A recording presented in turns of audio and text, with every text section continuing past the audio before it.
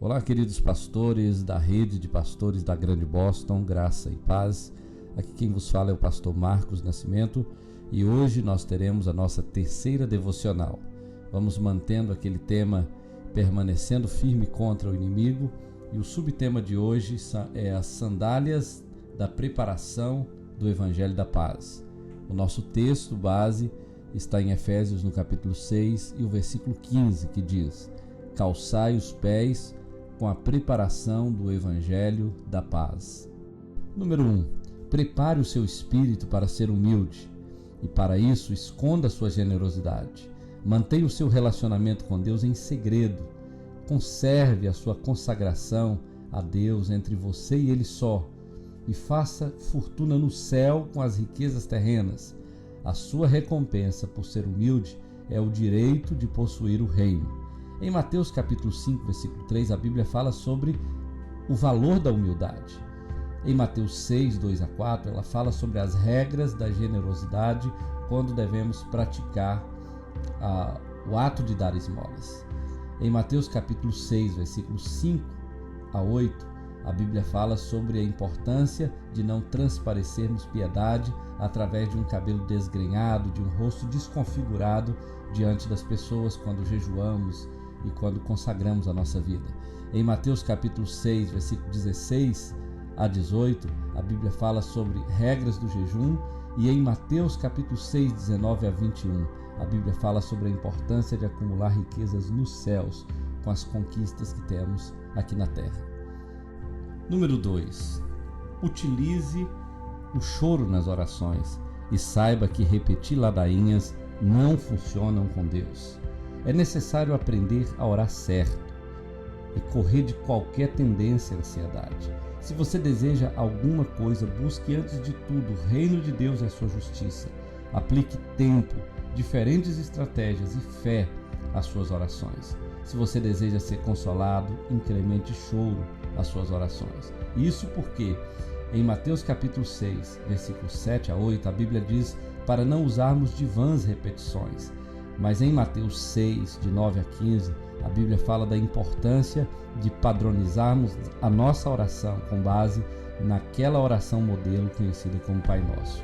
A Bíblia fala em Mateus 6, 25 a 34 sobre a importância de não andar ansioso e sobre a necessidade de colocar a oração no lugar da ansiedade.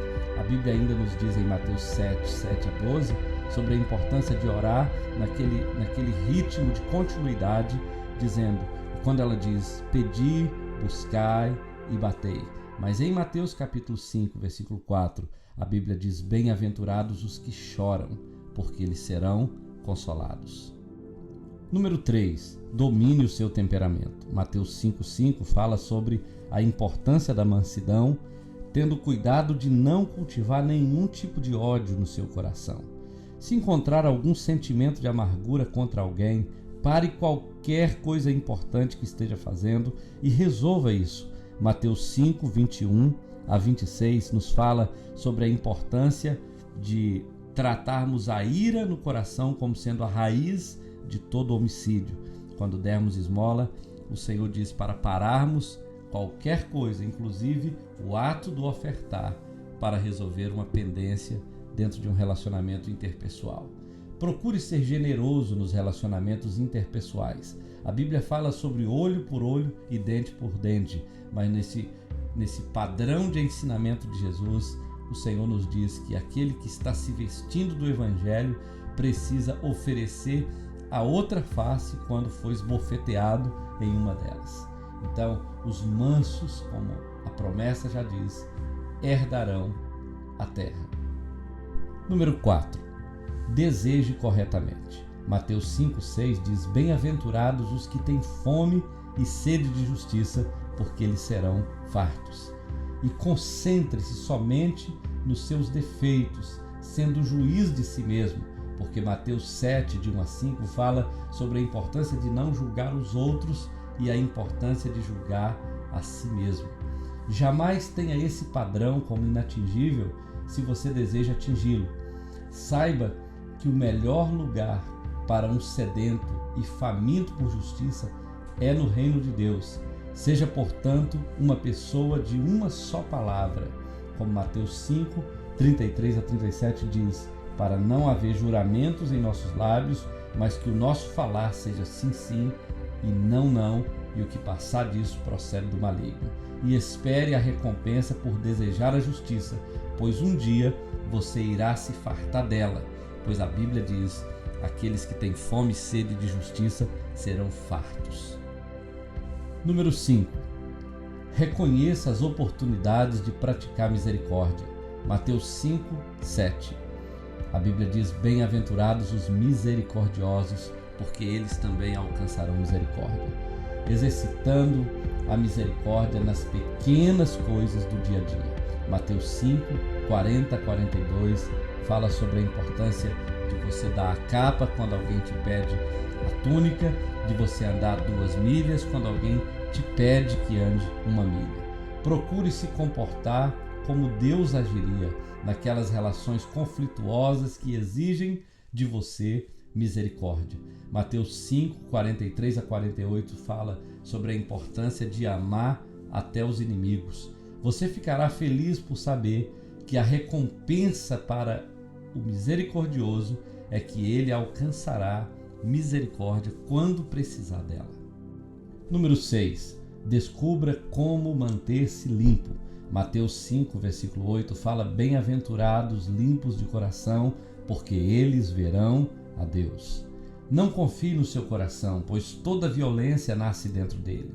Portanto, limpe o seu coração de qualquer amargura, procurando você mesmo a se reconciliar com o seu ofensor.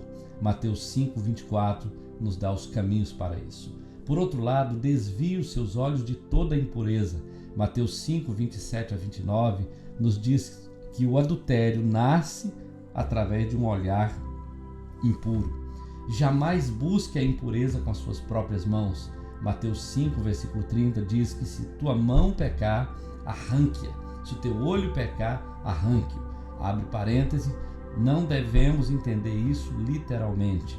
Isso é uma medida radical de disciplina, de autonegação, mas jamais um ato violento contra o próprio corpo. Fecha parêntese. E tenha muito cuidado para não tornar-se uma pedra de tropeço para o seu cônjuge. Mateus 5, 31 a 32 fala sobre alguns tipos de divórcio que expõem a esposa ao adultério. Há uma recompensa especial para os limpos de coração, o privilégio de ver a Deus. Número 7. Aprenda a lidar com a injustiça. Mateus 5, versículo 10 a 11 fala sobre a bem-aventurança de ser perseguido por causa da justiça. Isso significa que, se você fizer tudo o que já foi dito acima, você poderá ainda sofrer injustiça, perseguição e até difamação como consequência de sua preparação. Apesar disso, você deve ficar muito contente. Mateus 5, versículo 12 fala assim: regozijai-vos e exultai, porque é grande o vosso galardão nos céus, pois assim perseguiram os profetas que viveram antes de vós. E nunca pense que esse padrão é loucura. Primeiro, porque você está diante de uma grande guerra de grandes proporções, conforme Efésios 6, 10 e 12 diz. Portanto, a gente precisa usar as armaduras do Senhor. Depois, porque você terá diante de si a sua melhor oportunidade de praticar outra vez o amor, o perdão, o caminhar 1 milha a mais, o dar a túnica, depois de ter dado a capa, emprestar e reconciliar com seu irmão. Assim, você será o sal da terra e a luz do mundo, terá entrado pela porta estreita e pelo caminho apertado, terá se mostrado ser melhor do que os escribas e fariseus, conforme Mateus 5, 20 diz, porque eu vos digo, se a vossa justiça não exceder em muito a dos escribas e fariseus, jamais entrareis no reino dos céus. E poderá testar onde você está construindo a sua casa, se foi na areia ou na rocha. Chegamos ao fim de mais uma devocional e, assim como você viu, o Sermão do Monte é, na verdade, o que o apóstolo Paulo está falando de forma teórica. No Evangelho do Monte você tem a forma prática do que seja calçar os pés com a preparação do Evangelho da Paz. Que Deus te abençoe, uma semana de vitória, e amanhã estaremos de volta. Pai querido, nós te damos graças, nós te louvamos por mais um tempo precioso na tua presença e oramos, Deus, para que essas verdades não estejam só na nossa mente, que elas desçam ao nosso coração e que elas se expressem através de atitudes práticas na vivência diária do Evangelho. Nós oramos a Deus te pedindo que nos ajude, por meio do Espírito Santo, a encarnar essas verdades, de forma que Cristo seja visível em nós. Quando o mundo nos olhar, possamos ser sal da terra e luz do mundo pela forma como comportamos. Nós oramos a Ti, Pai, no nome de Jesus. Amém e amém.